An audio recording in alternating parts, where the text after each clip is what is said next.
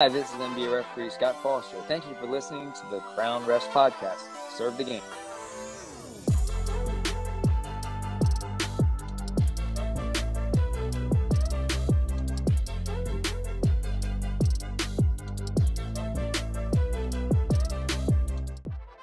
How much is too much communication with coaches? I bring that up. It didn't happen in this game, but I had a game where I felt like the coach felt like he knew me too well.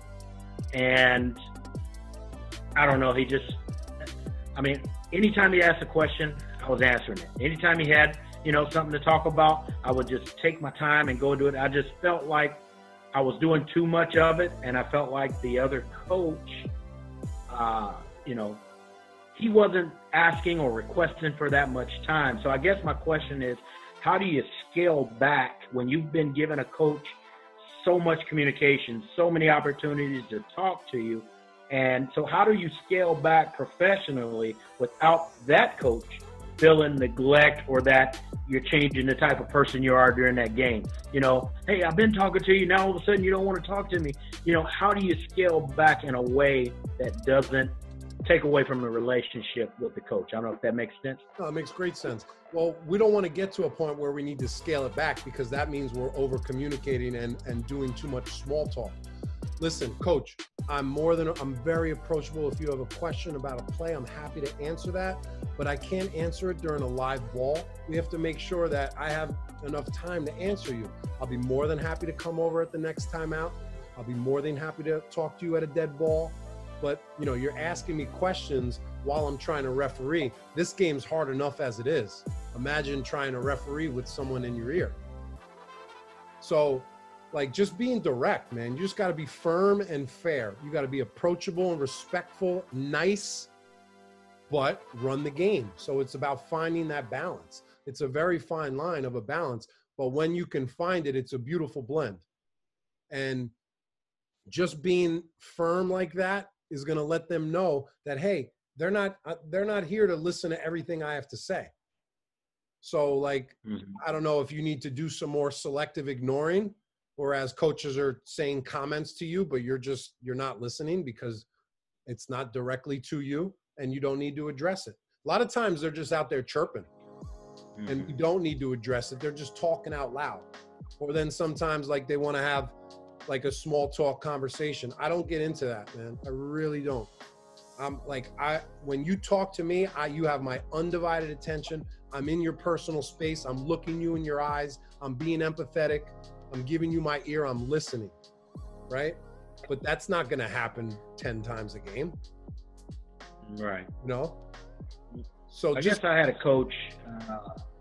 I'm sorry, go ahead. No, so just what I'll say to that is just being a little bit taking care of this earlier in the game. So this way we don't let it linger and it's in the fourth quarter and now we're saying, oh, you don't want to talk to me anymore. We're not here to have conversations. Right. We're here to make decisions on the court. It's a long culture of coaches thinking that they just need to be explained everything. And a lot of officials feel like they need to explain a lot. So that's where we do get into over communicating, which is just going to kind of get us in trouble. And it's also going to allow the coach to control you. We want to take back control. We want to take back that leverage. And the way you build that leverage is to do it professionally with empathy, listening, but then finding the balance of being firm. Coach, now's not a good time.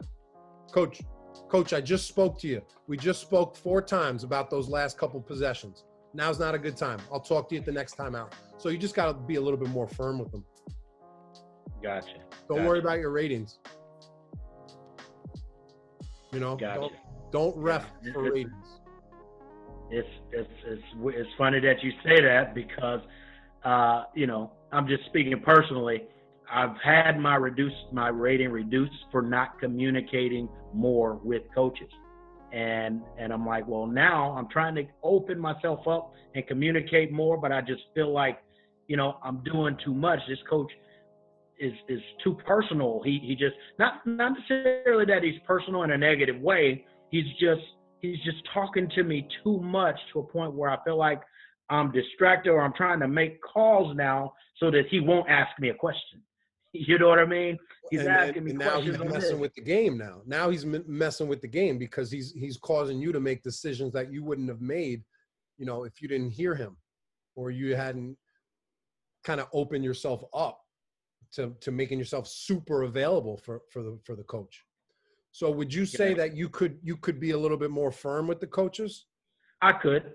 Okay. I could. I you know, I think that I went from a point where I was not, well, I was told that I was not firm enough.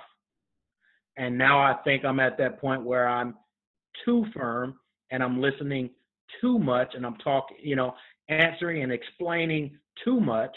Not that it happens every play, but, you know, I should have to maybe explain, you know, something that was tough, you know, a real hard call to make, a bang, bang play. But when you have coaches that are just wanting to know, hey, what did you do? Oh, what happened here? Oh, you know what I mean? And it's like almost every play, That's coaches. That's where we have to let them know the ground rules, and we have to give them a line in the sand. If we don't give them a line, they're going to take everything that we give them. So if you don't approach them, you know, late in the first quarter, coach, I'm very approachable if you have a question, but you just shouted out onto the court the last 5 trips what the call was. We don't have the opportunity to explain every call to you. So please pick your spots, and I'm more than happy to listen at the right time. So you just see, like, it's professional, it's firm, I'm being respectful, like it's a combination. And doing it early. Don't let 5 conversations go by without checking them to what the ground rules. I say this a lot. We dictate the terms of the dialogue. That means we dictate when we're going to have encounters, when we're going to communicate, when we're going to go meet with coaches and speak to them, and the way it's going to be communicated. If we don't dictate it, then we just allow them to do it, and they'll do whatever they want. Gotcha. Cool. Well, I appreciate it, man. I appreciate the input, appreciate the feedback. Again, I appreciate the time, everything that you do and the time that you put in to helping all of us improve and get better. And as I said earlier, you've definitely added a tremendous amount of value to me, and I'm going to try to do the best I can to pay it forward, brother. Happy to do it, man. I'm glad it worked out for you.